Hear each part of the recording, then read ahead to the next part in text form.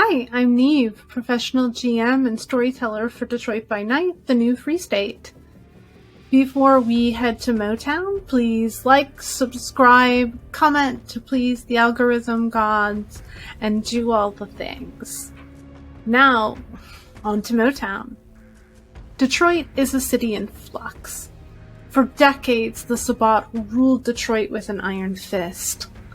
However, in the mid-2010s, the Camarilla made a bid for power disguised as the Detroit Renaissance. A vicious battle between the Camarilla and the Sabbat erupted. Amidst the chaos, the Anarchs see an opportunity to craft for themselves a new Free State. However, doing so will require that they both take aggressive action against the Camarilla, the dominant sect at the moment, as well as defend their own turf against aggressive Sabbat incursions. Tonight, they will do both. We open with Dennis O'Hara, a Nosferatu neonate with a history of violence against his fellow kindred. He has been tasked to execute a Toreador neonate affiliated with the Camarilla by the Baron herself. In Courttown, the Baron is a dangerous kindred by the name of Dagmar Dunnigan. Will Dennis be successful? What will happen to him if he fails? And will the Anarchs of Detroit be able to successfully repel the most recent Sabbat incursion at a house in residential Courttown? To find out, let us turn to the point of no return. The first scene opens on a parking lot outside Parsons Gym in Chesterfield. The parking lot is nearly empty, save a few scattered cars. Two Nosferatu neonates, Dennis and Jane, are crouched behind a vehicle in the far quadrant of the lot. They're waiting for the Camarilla neonate to run through his gym routine, a holdover from the neonate's mortal days, so that they can ambush him. Let's take a peek inside Dennis's head as he prepares for the encounter.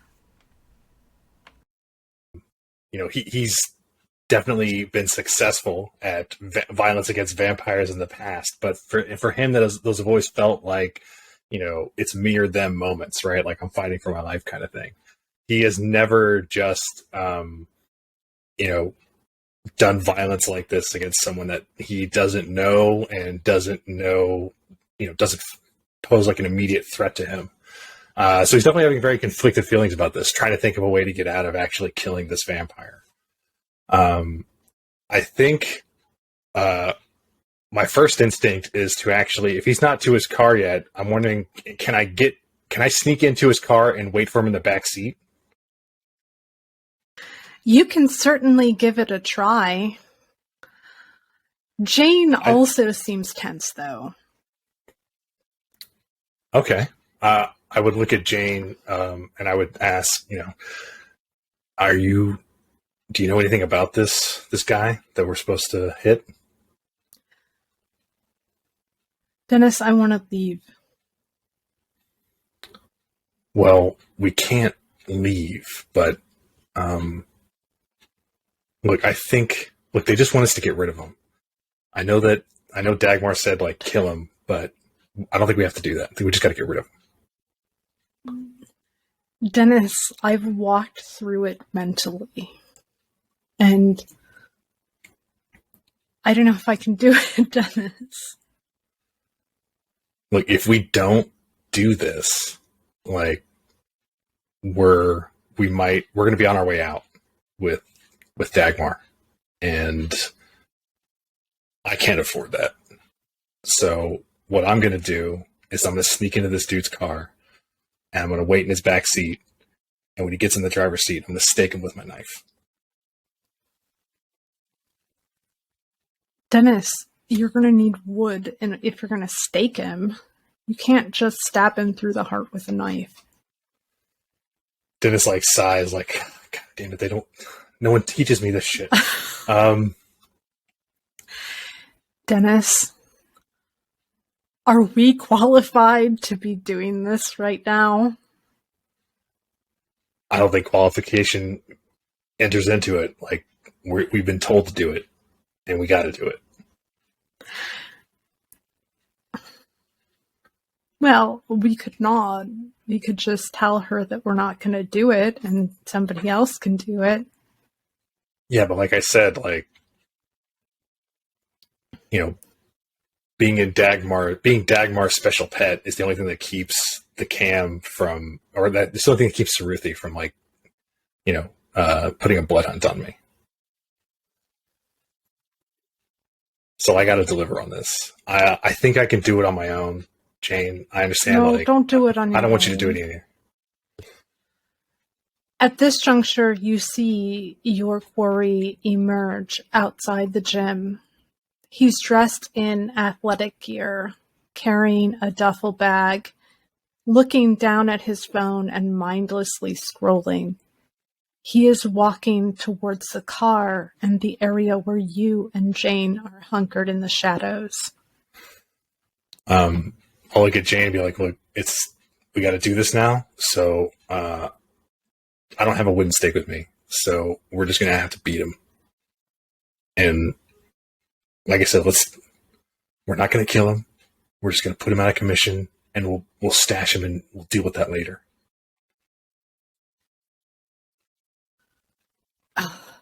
Okay. Oh, okay. So what are we doing, Dennis? He's coming. Yeah, no, we're going to keep it simple. We're going to be invisible. We're going to spring on him and just put him down in a few punches. Yeah, that's my plan. Okay, you take one side of the car and I take the other. Yeah, I'll take the driver's side. Or I'll take the front. You'll take the back. Are you going to attempt to break in? Because if so, that's a Dex larceny check. I don't think so. I think if he's already walking towards his car, I don't want to risk like him hearing the car or seeing the car door move. So I think I'm just gonna like duck into the shadows and do my unseen passage and be invisible to him, and then definitely also have to act prowess. Probably gonna skip Fist of Cain because I'm not trying to like obliterate him. So yeah, I guess that's a couple rouse checks because I want to activate 2 powers. Okay. And I get a wee bit hungrier. Okay. So he draws closer to you. And you can see he is a little bit hesitant when it comes to traversing this gulf of space between himself and his car. He's scrutinizing the shadows and looking at the place that you occupy. Do I need a stealth roll? We are going to do a contested roll for his aspects versus your obfuscate.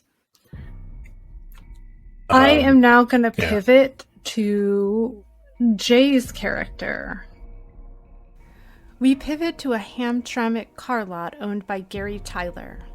Tyler is awaiting the arrival of Dennis, Jane, the kid, Tex, Lance, and of course the Baron. They are meeting to discuss their plan to eliminate a Sabbat safehouse in the Corktown neighborhood, which is the Anarch's home base. Tell us a little bit about your character, Jay. Okay. Yeah. His name is Gary Tyler, and he is an owner of a used car dealership. Prior to this, he did live in Milwaukee. He had considerably more, wealth and connections there, but due to confluence of circumstances, found himself emigrating out of Milwaukee, coming to Detroit with a little bit less money than he had before. He is a veteran. He He's just a trim-looking, middle-aged man, gray temples, very attractive, athletic. If you saw him, he'd be wearing, like pressed khakis, a black shirt, maybe like a yellow tie, loafers. That's him. And make idle chit-chat until a large black Subaru pulls up on your lot. And you know that this vehicle belongs to two of the people that you are waiting for. One of those people, it happens to be Dagmar, and the other one is a woman named Glenn. Okay. Dagmar gets... Oh, go ahead. No, I was just going to say I would be getting up and going out to meet them, but go ahead. Yeah, Dagmar gets out first. She is extremely diminutive in stature, standing only about 5 feet tall. Her hair is cut in a lob style, which is a long bob falling to her shoulders, and it's a tawny ginger color. She has a high forehead and a very thin, slightly upturned nose. It would be tempting to call her features aristocratic, but there's something decidedly mean about her face. From the other side of the vehicle, Glenn exits carrying a box of what looks like spare parts of some sort. And both of them are approaching your office. Okay. I will get up to meet them at the door. Open the door for them. Wait for them to arrive. Hello, colleagues. It's great to see you. What's up? A whiteboard. Yeah, I've got one in my office. If you want to come back. I'll require a whiteboard to lay out our plan for the evening. Please wheel it into the common room so that I can begin outlining our steps while we wait for Dennis and the others. Okay. Very well. I will do so, and I will smile broadly at her, and go to the office to wheel out the whiteboard. While Gary fetches a whiteboard for the Baron, Dennis and Jane are still across town at Parsons. Dennis is obfuscated in the shadows near the neonate's car. However, the neonate has auspex, so there's a good chance that Dennis might be discovered via a contested roll. We are rolling wits plus auspex versus your wits plus obfuscate. Mm-hmm. He got 2 successes. How many did you get? 3. Okay. So he scans the shadows and sees nothing. He doesn't see you, Dennis, and he continues towards his car, maybe with a bit of trepidation. As he comes into view, you see this kid is probably about the age you were when you were embraced. Maybe 23, 24. Very young. Still absent-mindedly scrolling on his phone. When are you going to attack him? I think I'm going to attack him kind of like right when he gets between the cars, just because I want to get him while he's still on his phone before he gets in his pocket and starts, changing where his eyes are looking. So that's my idea, is to get him when he's on his phone still, but pretty close to his car, and just, roll in with the heavy punch. Okay. Now is your moment, Dennis. Which I guess means he only takes 2 superficial damage, right? Yes, and I'm rolling for Jane now. Jane also marginally succeeds, only inflicting 1 level of superficial damage. Okay. So he knows we're here now. So what do we see? What does Dennis actually do, and how does it look? Since he's using, he's not using his knife right now. It's just using his fists.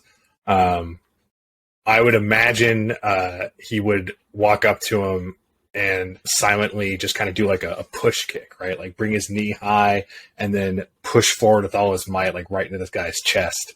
And then Jane, I'm guessing, is as he's being flown backward towards Jane, she's trying to catch him in the back.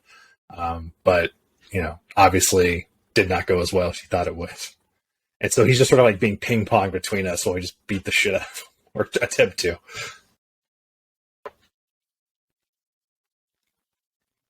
I think at this moment, his fate is sealed. Okay. I'm not sure how much of a chance the kid has to escape. And you quickly realize that this is just a neonate. Yeah. Are you going to continue to pummel him? Yeah, Dennis knows that like he as distasteful as this is for him, like he knows like he has to do this. It was a job he was assigned to. But he doesn't want to like put this kid into final death. He's hoping just to kind of put him to sleep into torpor and then stash him somewhere until he can like, safely get him up and get him out. Give me one more strength brawl roll, and then we are just going to assume that those results are continuous. I do want to give him an opportunity to dodge, though, and then we will just use these results to extrapolate how long this kid lasts. This time I got 4 successes.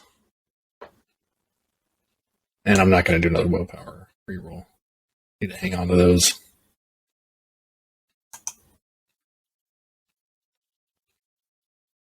Wow, he also got 4.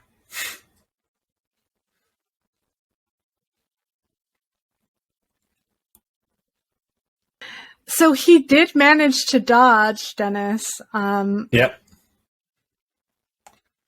I guess I got to do that willpower reroll then. That's the only thing that's going to keep this from like dragging on all night.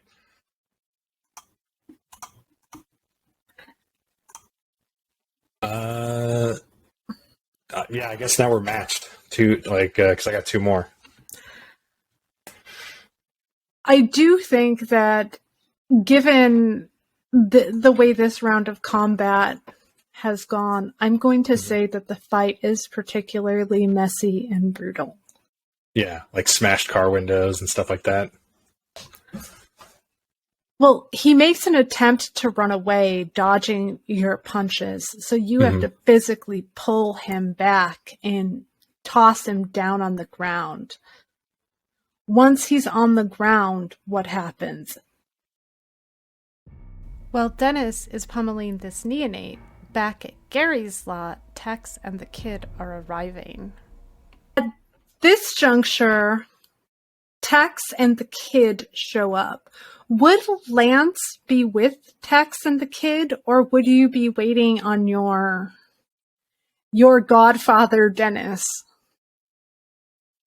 I think Lance is in the habit of waiting for Dennis. Okay, so just the kid and Tex show up, parking beside the big black Subaru. Kid, tell us a little bit about the kid's vehicle and what we see as he disembarks. Well, the first thing you notice next to the black Subaru is a 1957 Chevy Bel Air, the convertible, powder blue, above average condition, but not perfect. And as it parks, he steps out and you see full-on rockabilly realness. He could be mistaken for cosplay, but it's genuine. You got the pompadour, the leather jacket, the tight rolled jeans, always has sunglasses cocked down, just this angelic baby face, almost stepping out of a movie.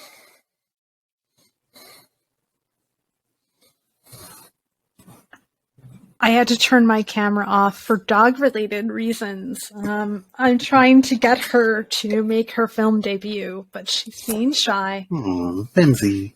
How about Tex? Now, the passenger door opens up. You see a cowboy boot stepping out. Second one. Walking cane steps out, and probably one of the few people in Detroit with a cowboy hat steps out the other side of the the blue car. Gives his nod to the kid. Well, guess it's time to get started. All these cars, and none of them are older than, 10 years old? Seems like a waste to me. Well, anything that's worth something's already owned, right?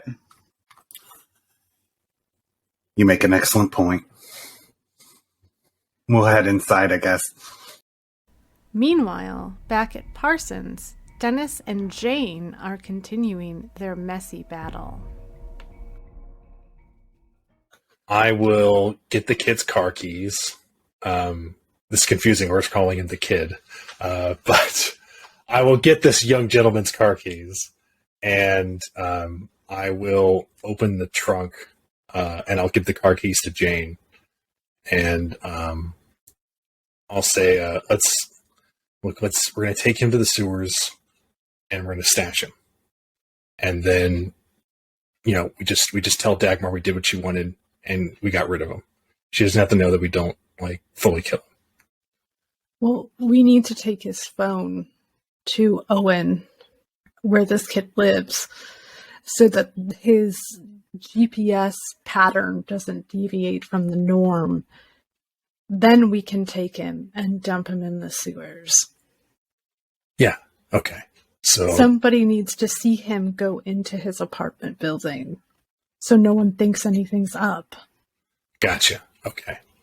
Then let's go. And I'll put the young man's in the trunk. And then I will get in the front seat, and I guess look at his gym bag for a rag or something so we can start cleaning up, because definitely don't want to be sitting here with all this blood. Okay. You drop the phone off to Owen outside this poor Toreador's apartment, and he takes it from you, allowing you to go to the sewers. Briefly take us through what comes next. Well, I'm guessing if he's a neonate, he doesn't have probably super strength or anything to climb up out of there, so he'll just be stuck until we come back for him. So Jane and Dennis hurl this neonate's unlifeless body into one of the empty sewer shafts, watching it plummet into the darkness. That was Dennis is kind of hanging his head a little bit and watching it fall, watching the spot where it just dropped down, and just turns to Jane and just says this is real fucked up. Dennis, what's the plan? We hide them in the sewers, and then once we've got the city, then we let them out, and then they're pissed at us, and then what? Yeah, that's kind of the plan, is once they're not once there's no one for them to go tattle on, once there's no one for them to go tattle to, then we can let them out. Yeah. Okay, Dennis. Not a great plan, I know. But we'll work on it, Right now we bought ourselves time. We bought him time, and I'll point down the hole. Okay. Time in a dark shaft after he's been beaten unconscious. I understand, Dennis. I mean, it was either that or like just take him out. We should probably go and get Lance and get to that used car lot before your buddy gets mad at you. Yeah, I agree. Let's do that. And I will toss the bloody rag that we cleaned ourselves off with down the hole and follow Jane out of the sewers to where we're going to go meet Lance.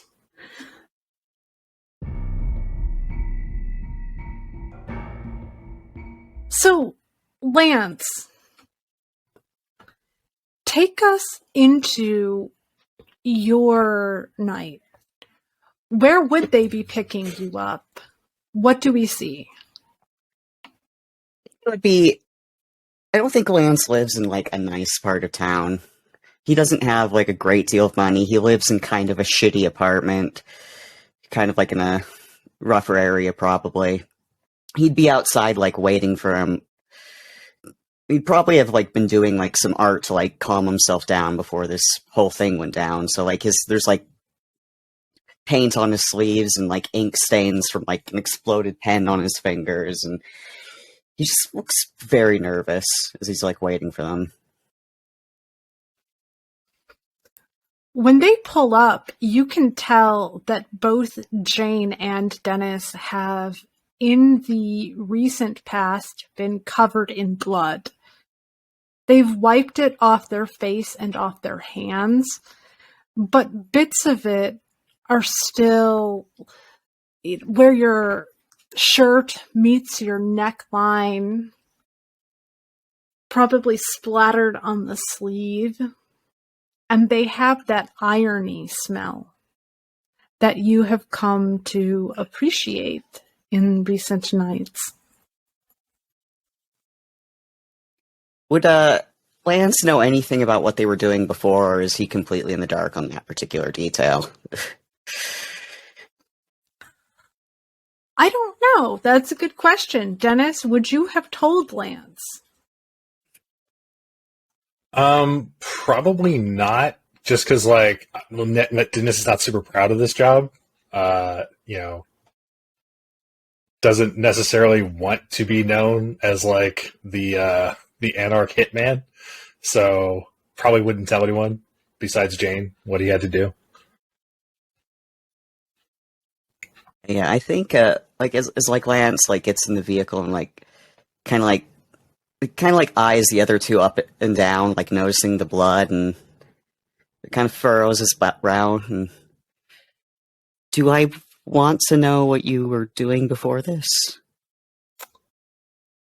Dennis just kind of pulls his hood even further to like even further shadow his Nosferatu, like, bat face.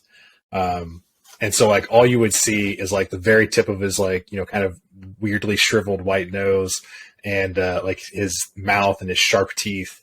And he would just say, don't worry about it, man. We were just, cleaning up a mess. It's laundry day. Yeah. Jane says, without taking her eyes off the side mirror of the car. You notice that Dennis and Jane are not making eye contact with one another. They are doing their best not to look one another in the eye, and neither one seems particularly eager to meet your gaze either, Lance. Lance was already nervous. This just makes him just a little more nervous, and he just kind of nods. He's like, okay, but I don't want to know then. I won't push for details.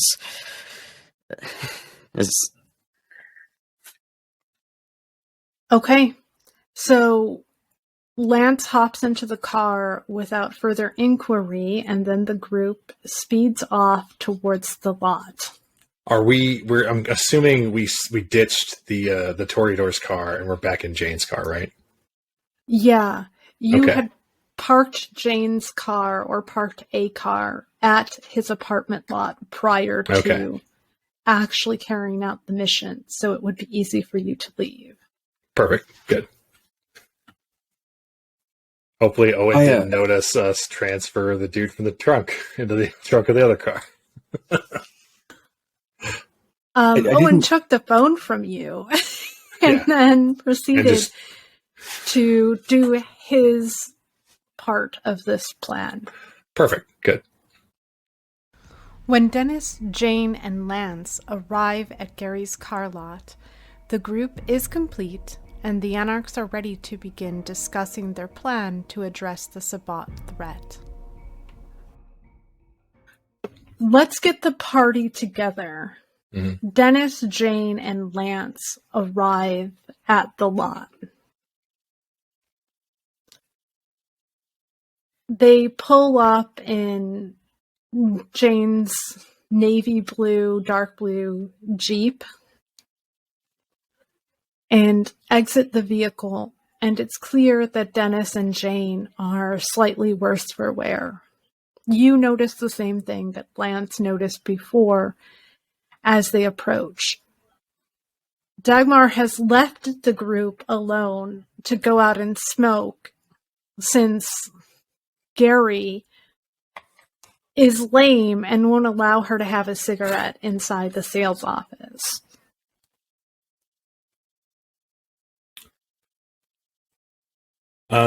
So Dennis would walk up. I'm assuming that we've been here before, so he knows Gary's car lot. He walks up to the big glass doors, swings them open, pulls one open and walks inside. He is wearing his O'Hara plaid, his O'Hara crest Doc Martens. So it's like green and yellow plaid Doc Martens, and his dark blue jeans and a kind of black denim jacket over a red hooded sweatshirt. Like a zip-up sweatshirt. And of course, he's got to protect the Masquerade. So he always walks around with his hands in his pockets and his hood pulled low, very much looking like a street kid that you want to cross the street to avoid.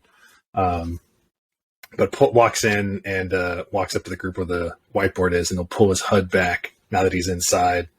Actually, no, it's got glass doors and windows, so keep his hood up just in case.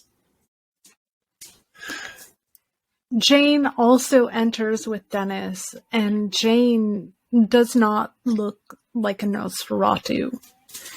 She appears to be a beautiful blonde woman in her early to mid-20s with a blonde bob and very wide greenish blue eyes.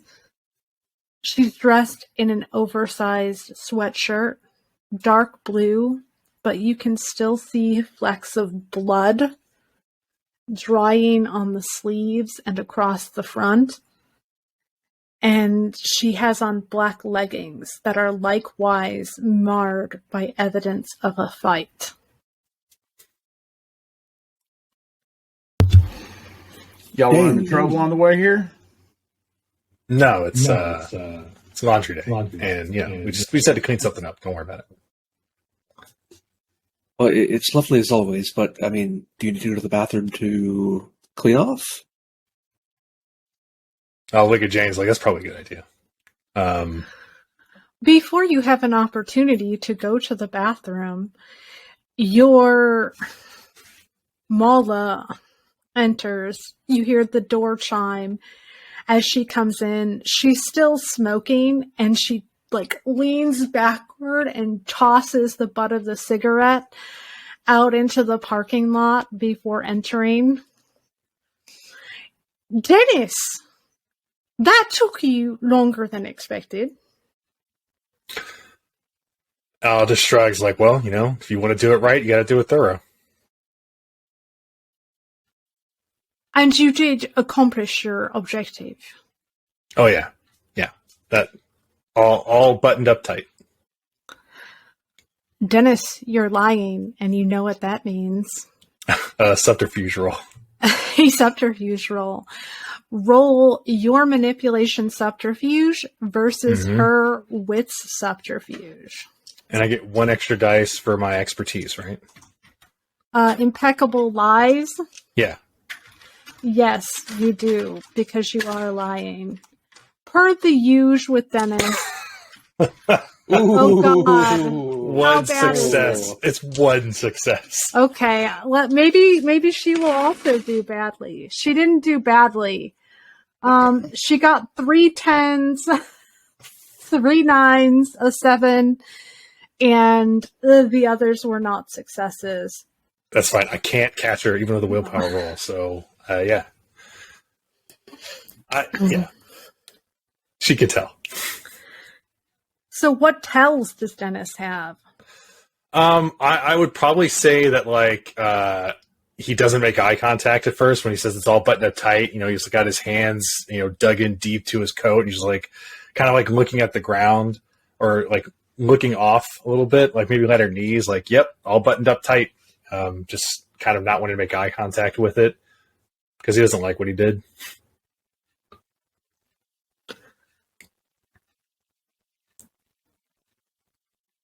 We need to have a word outside, O'Hara. I mean, I thought we got a job to do now, right?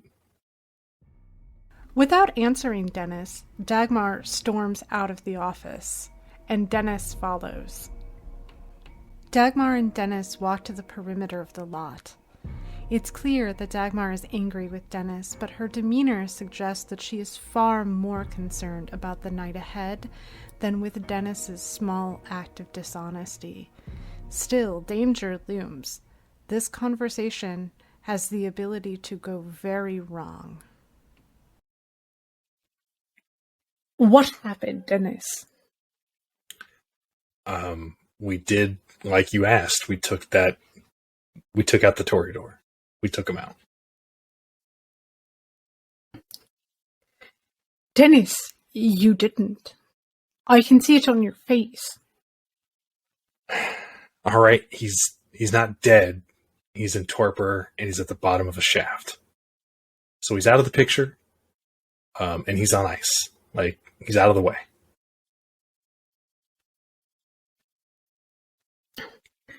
So, to be clear, you took it upon yourself, instead of doing what I asked you, which was to eliminate the target, you took it upon yourself to drop him into a deep hole, unconscious? Yes.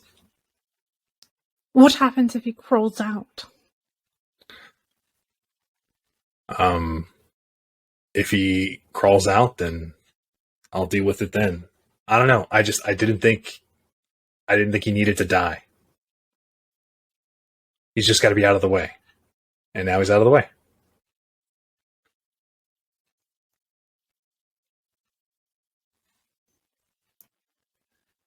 What happens if we're successful? Do you think he's going to be your friend, Dennis? Yeah, I do. I think that, look, he's either going to be smart enough to see that, like, he's either going to die or end up where he did. And, he'll either jump on board with the new leadership or he'll face those consequences then.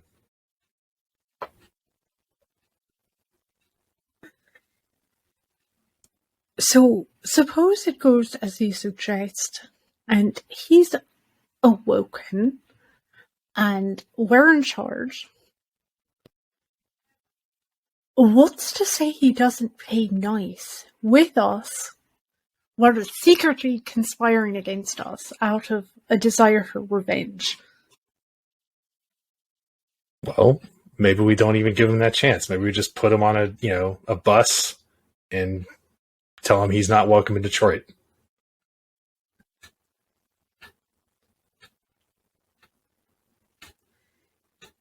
O'Hara, Look, I don't need to explain why that doesn't make any sense.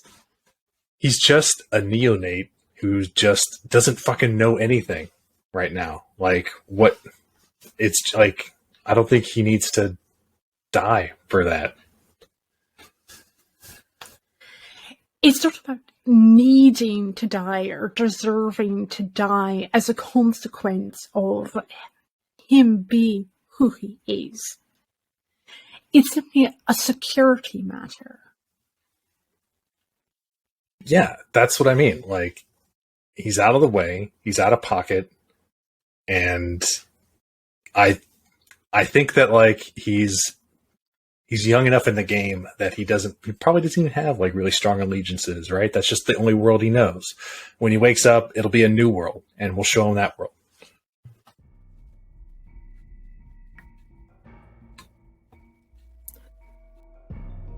Without responding to Dennis, Dagmar turns on her heels and speeds away.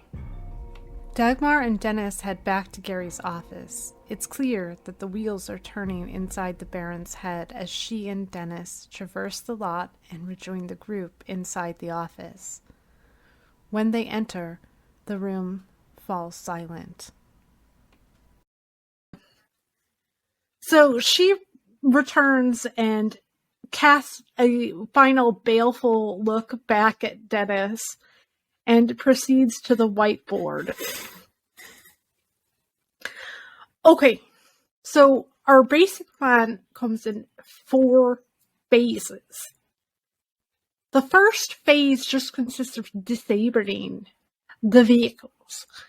The garage is detached from the house and there doesn't appear to be any particular security system that we need to circumvent.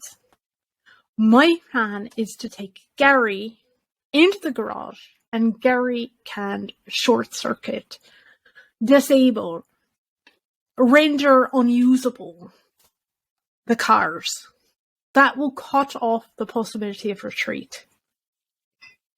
Meanwhile, Glenn will assemble the jammer. They're highly illegal, she says, whispering and looking at Gary. You're not supposed to own one.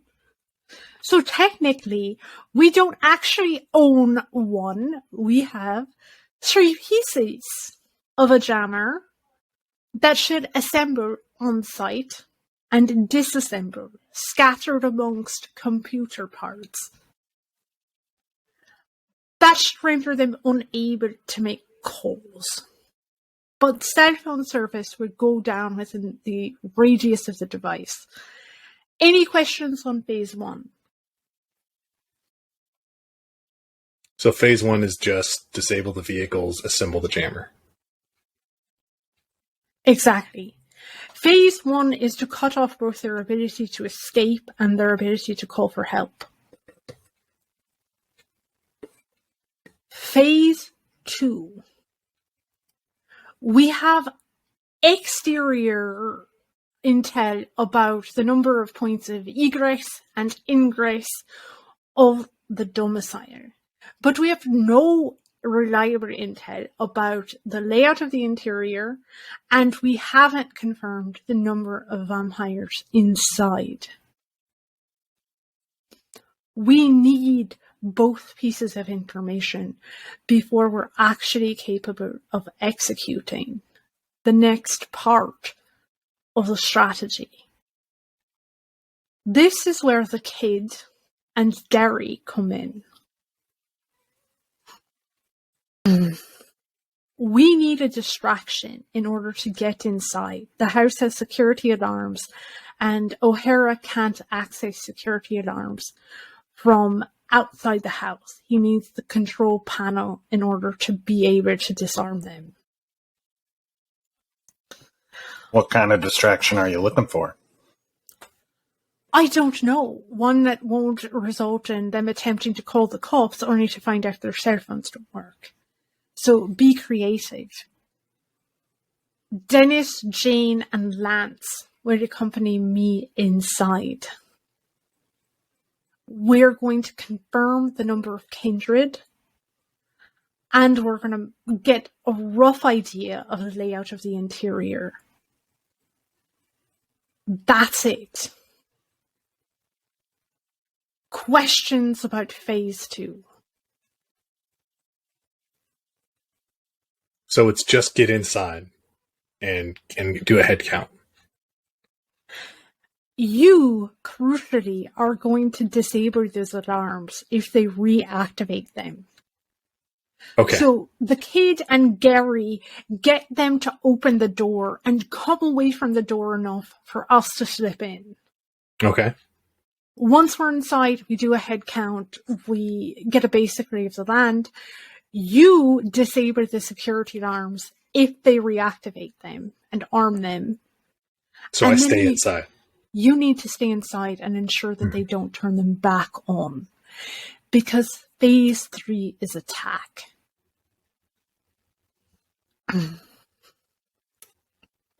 We're expecting 4 Sabbat vampires inside this little house. We do not want to fight an entire gang all together. We need to separate them and kill them quietly. No guns, it's too loud. No fire, it's too uncontrollable.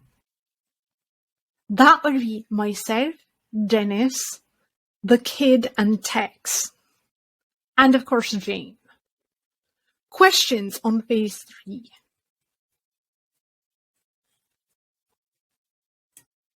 Where's Lance going to be? Lance and Gary will be inside the vehicle with Glenn, where they're reasonably safe from harm.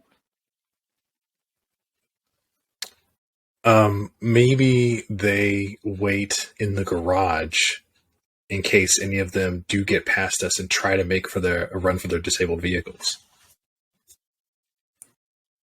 Well, you are going to guard the door. Or at least one of you.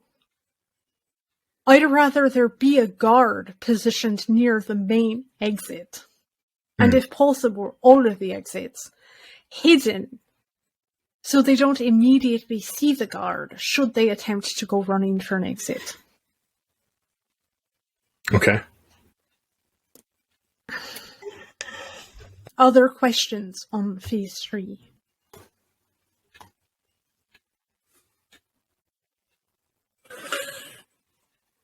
Their cleanup planned after they're eliminated? Well, next comes phase 4.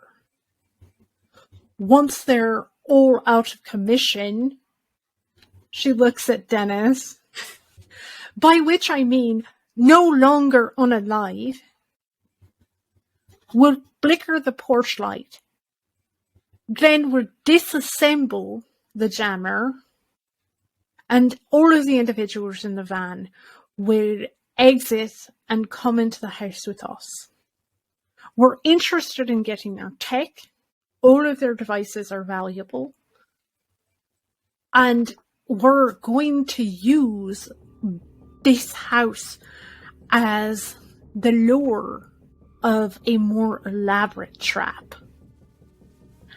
We end with the Anarchs ready to defend their Corktown turf against a Sabbat incursion. To find out if they're successful, join us next week for Detroit by Night, the new Free State. Before you go, please like, subscribe, comment, and consider becoming a patron on Patreon. Our patrons truly make all of this happen, and we are so, so grateful. Thank you so very much. See you next week. Bye!